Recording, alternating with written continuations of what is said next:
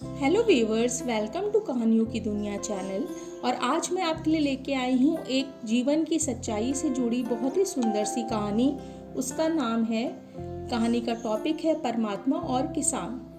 तो एक बार एक किसान ईश्वर से बहुत नाराज हो जाता है, क्योंकि कभी तो बाढ़ आ जाती है, कभी सूखा पड़ जाता है, कभी धूप बहुत तेज हो जाती है और कभी तो ओले पड़ जाते हैं। हर बार कुछ ना कुछ कारण से उसकी फसल खराब हो रही थी। एक दिन उसको बहुत गुस्सा आया और उसने तंग आकर परमात्मा से कहा, देखिए प्रभु, आप परमात्मा हैं, लेकिन लगता है आपको खेती बाड़ी की ज़्यादा जानकारी नहीं है। एक प्रार्थना है कि एक साल आप मुझे मौका तो दीजिए, जैसा वह मैं चाहूँ वैसा मौसम हो। फिर आप देखना कि मैं कैसे अन्न के भंडार भर दूंगा। ये सुनकर, किसान की नादानी को सुनकर परमात्मा मुस्कुराए और उन्होंने कहा, ठीक है, जैसा तुम कहो वैसा मैं तुमको आशीर्वाद देता हूँ। जैसा तुम कहोगे वैसे ही मौसम दूंगा, मैं दखल नहीं दूंगा। और उसके बाद ईश्वर ने उसको कहा, ठीक है, मैं तुमको ये वरदान देता हूँ, तुम अपने हिसाब से अब ये मौसम को चलाओ और फिर अपनी बात को सच करके दिखाओ। फिर क्या था, किसान बहुत खुश हो गया है सुन के। किसान ने सोचा, अब मैं अपने हिसाब से सब कुछ करूँगा। किसान ने फिर से गेहूं की फसल को बोया। जब उसने चाहा तब धूप चाहिए तो धूप आई, जब धूप मिली तब, जब उसने पानी को चाहा तो तब पानी आया। तेज धूप, ओले, बाढ़, आंधी तो उसने आने ही नहीं दिया। समय के साथ क्या हुआ कि फसल उसकी बढ़ती गई। किसान बहुत खुश था, क्योंकि ऐसी फसल तो उसने आज तक नहीं देखी थी। किसान ने मन ही मन सोचा, अब पता चलेगा ईश्वर को कि फसल कैसे करते हैं।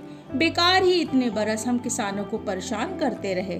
फसल काटने का समय आ चुका था। किसान तो बहुत गर्व से फूला ना समा रहा था।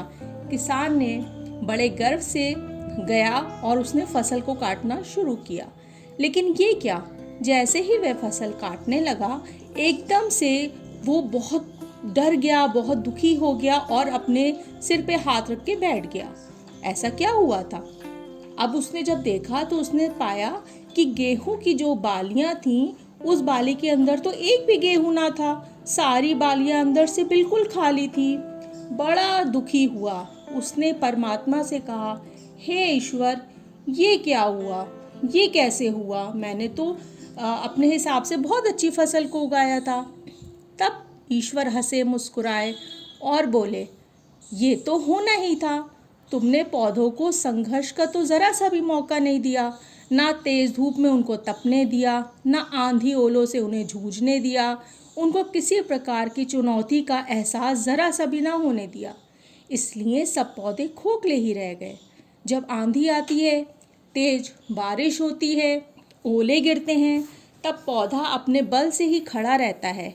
वो अपना अस्तित्व बचाने का संघर्ष करता है, और इस संघर्ष से जो बल पैदा होता है वही उसको शक्ति देता है, ऊर्जा देता है, उसको जीवटता को उसकी उभारता है। सोने को भी कुंदन बनने के लिए आग में तपने, हथौड़ी से पीटने, गलने जैसी चुनौतियों से गुजरना पड़ता है। तो ये सब तो बहुत ज़रूरी है, और तुमने तो इस तरह का कुछ भी ना होने दिया। ये सुनकर किसान बहुत उदास हो गया और उसको अपनी गलती का एहसास हुआ। तो इस कहानी से हमने ये सीखा कि अगर ज़िंदगी में संघर्ष ना हो, चुनौती ना हो, तो आदमी खोखला रह जाता है, उसके अंदर कोई भी तरह का गुण नहीं आ पाता है। तो ये आज चुनौतियाँ ही हैं जो इंसान को शक्तिशाली और प्रखर बनाती हैं। अगर प्रतिभाशाली बनना है, चुनौतियां स्वीकार करनी ही पड़ेंगी, नहीं तो हम भी वैसे ही खोखले रह जाएंगे। अगर ज़िंदगी में आगे बढ़ना है तो संघर्ष और चुनौतियों का सामना करने से कभी ना घबराएं।